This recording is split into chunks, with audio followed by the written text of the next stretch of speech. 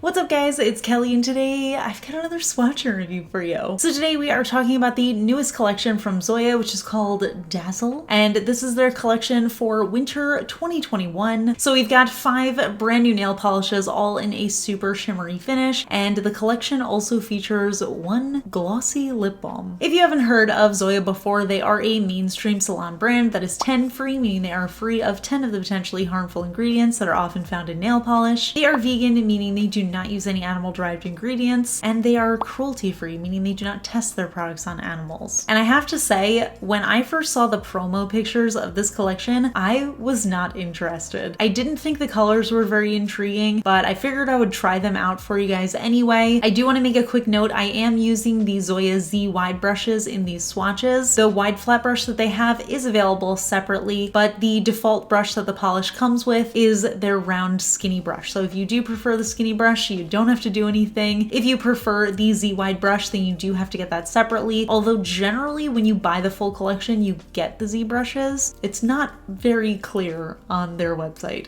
Just something to keep in mind. But anyway, let me just show you guys my swatches and then I'll tell you a little bit more about my thoughts, the pricing, availability, all that good stuff. So roll the footage. So as with all of my swatch and review videos, I am going to be using base coat underneath all of my swatches just to protect my natural nail and prevent any stains. Today I am using the Cuccio base coat, so I'll link it below. So we'll start off with this first shade, which is called Alexis, and in the bottle it looks like a white shimmer, but once you apply it on the nail you can see that it is a sheer polish. So it's actually just like sort of a clear base that has this subtle white shimmer running throughout. Now at first I was a little disappointed in this one. We've been getting a lot of shades like this, especially in the past season, and I feel like this one doesn't have anything particularly special about it. It doesn't have any sort of contrasting shimmer or any sort of extra color going on in that sparkle. So I didn't love that, but actually looking at it in one coat, I think that did make a nice, very subtle manicure. I also wanted to try it over black, as you can see here, and it actually has a little bit of a blue sheen to it. And also you can see around my cuticle, there's this sort of slight hint of holographic sparkle, which I really didn't get on my nails without a base color. So I thought that was actually kind of interesting. Next up we have the shade Esme, and this one is a really soft peachy base color that has a golden shimmer running throughout. So I was excited about this one when I saw it in the bottle, and then when I started applying it on my nails, again, I was initially kind of disappointed. It was very sheer. It ended up having more of a jelly-like formula, and I was really hoping that this color would be fully opaque, just because I think it's a really pretty combination, but you can still see my visible nail line through it, and it just ended up having that more sheer look to it, which I like in some instances, but I still kind of wish that this one was a fully opaque color because I really love the way it looks in the bottle. Next up we have the shade Sophia, and this one is a really vibrant red base that has a golden shimmer running throughout, and this was where I finally started being really impressed with this collection because this color is absolutely stunning. I love this vibrant red. As you can see in the first coat, it almost has a little bit of a pinky undertone to it, and then mixed with that golden shimmer, it just looks so rich and beautiful. This to me feels like the epitome of a Lunar New Year nail polish color, but I feel like you could also wear this for the holidays, you could wear this for Valentine's Day. It just feels like such a perfect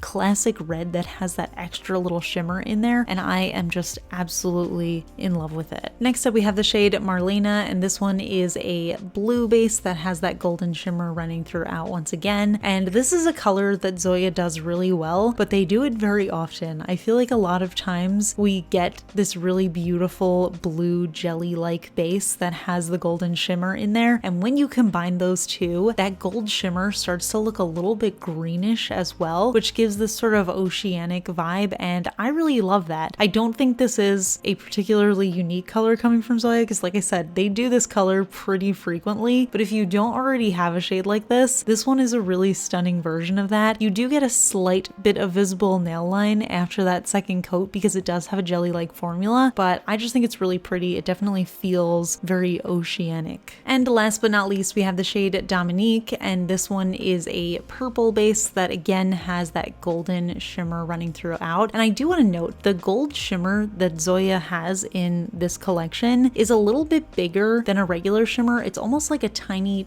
irregular fleck, so it does hit the light nice nicely, and it does have a nice irregularity to it that makes it feel a little bit more sparkly than regular polishes with a shimmer in it. So I do really enjoy that. But just like the blue, I think this is a color that Zoya has done a few times before. Don't get me wrong, I love it every time, but I do think I might have a dupe of this color. So here are all of the shades together, and I do appreciate the uniformity of the collection. I actually really love when brands do a full collection of polishes with the same finish in different colors. I think that's really fun, and it also works really well for skittling. That being said, I don't know that this particular combination works really well for skittling, specifically because the shade Alexis is a sheer, and I'm not quite sure how I feel about Esme. Like I said, I was initially a little bit disappointed in that one just because it's so sheer, but I really did like Sophia, Marlena, and Dominique. I thought those three colors were really pretty. They fit really well with like the jeweled tone vibes that I love to wear in the winter. But yeah, I mean, overall, I do think that they are better than the promo photos that I saw. I was really not impressed with the promo photos. I thought that they looked like very basic, boring colors. On the nail, I think they perform a lot better, and I think they're a lot prettier in real life. So I do appreciate that, but I think it might be kind of a mixed bag here. I would say it definitely skews positive though. So those are the polishes, and I have to say I am pleasantly surprised by most of these. When I saw the polishes in person, I definitely liked them a lot more than when I saw them in the promo pictures. I think they're a lot prettier in person, and I hope that my video did them justice. I did not try the lip balm. Honestly, I don't know if I could pull that off. I think it's a sheer color, but there is so much pearly shimmer in there, and I am personally a fan of matte lipstick, so I'm not sure that I will ever wear that one. But that being said, I have tried their lip balms in the past, and they are very hydrating and they smell incredible. So these polishes are available wherever Zoya is sold. They are on the Zoya website where they retail for $12 USD each, or you can get them from HB Beauty Bar where they retail for $8.95 USD each. And you can also use my code KELLI to get 22% off your order there. They also do have the Zoya Remove Plus, which is my personal favorite remover. A lot of you guys ask me how I keep my nails looking nice in between swatches when I'm doing these videos, and it's because I use the Remove Plus. It's got like a lot of hydrating stuff in there while also removing the polish. So I personally love that one, but I will warn you, if you start using it, it's a little pricey and you're gonna have a hard time going back to regular remover after it because it is very, very good. But yeah, I'm curious to hear what you guys think of this collection. Are you into it? What do you think of the polishes that I don't love so much? And also, what do you think of the polishes that I do like? Did you get the collection? What are your thoughts on it? Let me know in the comments. And of course, if you enjoyed my swatch and review video, please give this one a thumbs up. It lets me know I'm doing a good job. And if you're not already subscribed to my channel, please consider subscribing. I put out new videos every Tuesday, Friday, and Sunday. As always, a huge shout out to my Cosmic Admirals on Patreon, Amanda M, Braxton Scott, and Rocket Man's daughter. I really appreciate your support, and I'll see you guys in my next video.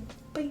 Today's fun fact question comes from Patreon supporter Karen, and Karen wants to know, when you do swatches, do you ever use a top coat? Why or why not? So I always use a base coat with my swatches just because I don't want to do any staining, and a lot of times I'll even use base coat when I am using a polish that doesn't require a base coat, just because when I'm swatching, you're seeing an extreme close-up of my nail, and if there's any imperfections or staining, you're going to notice it, and it might affect your perception of the polish that I'm putting over it. So that is why I do always use base coat. But when it comes to top coat, I do not ever put top coat on my swatches, and I do have a very specific reason for that. One, I want you to be able to see what the finish of the polish is on its own. I always recommend wearing top coat when you're wearing a manicure, but I know not everybody does. So if a polish does dry to a matte finish, or if it looks a little gritty and textured, I want you guys to be able to see that. I also think that using top coat does smooth out any potential imperfections in a polish, and if there are any imperfections, I also want you guys to be able to see that.